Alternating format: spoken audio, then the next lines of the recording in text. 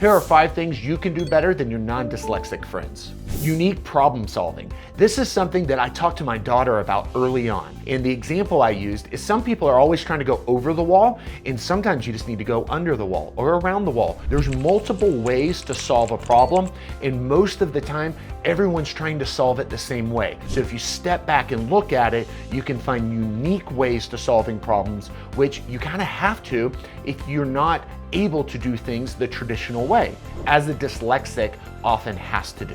Number 2, discovering new opportunities. I love this one, and you have to be careful with this because ideas honestly are useless. What really creates value is, can you implement the idea or can you take the idea to market? But it doesn't discredit or disregard the idea. And so looking for new opportunities is a great skill, and what you need to do is know how to take that opportunity, stress test the idea, and see how useful it actually is, if it's actually going to work in the marketplace, and then have a plan to take it to market. But new opportunities is a great asset when you're in the business world. Connecting missing pieces. This is a huge thing. You can have a business or you can be working in an organization that is almost efficient, or it's workable, but it's not ideal. A lot of times you can come in and you can say, well, hey, what about if we do this and this?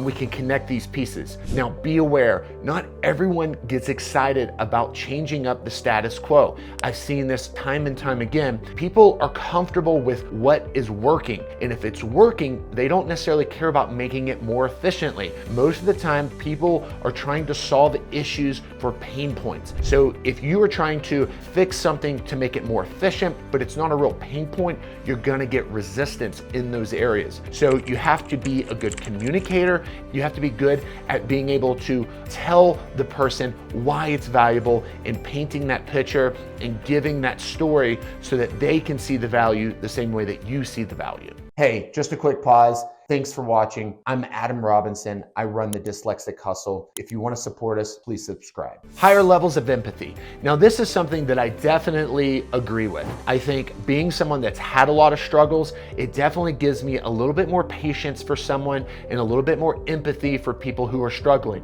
Now, what it also does is it gives me less empathy for people who are not willing to step up and do the hard thing and want to play the victim. I've had to do really hard things in my life. I haven't had a perfect life, and that's okay. I'm not looking for someone else's empathy. It's nice when you get to have those conversations and you can relate to someone, but I am looking to accomplish things. And so when I'm having conversations with people who are having struggles or have had struggles, I am looking to give them a little bit of empathy and say, I understand you have struggles, but you have to overcome. No one's coming to save you.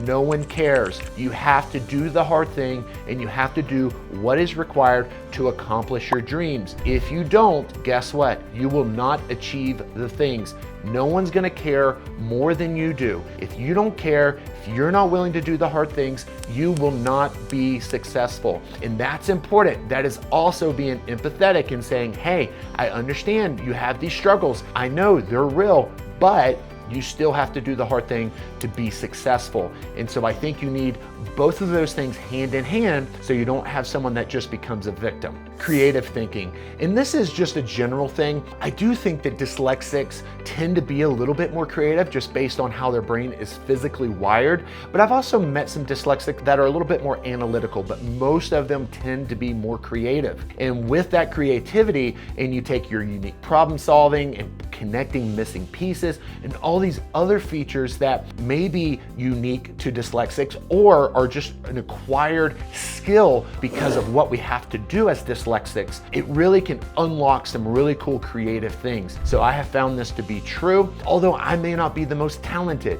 I can still use my creative skills to find stuff that maybe makes me look more intelligent or more savvy than I really am. And so really pay attention to the things that you see differently, not just in the different skills, but in the specifics, the problem solving. Try to find creative ways, because the way that you see the world can be unique and it can be different than how everyone else is seeing it. And so really lean into that and see if it's valuable. If it's not, then move on, but don't discard things just because no one else is talking about them. Again, these are not all the strengths you have as a dyslexic, but this is just a short list of some of the most common. Don't forget, as I've said multiple times, you must lean in, you must do the hard work. These things do not guarantee success, but it guarantees opportunity.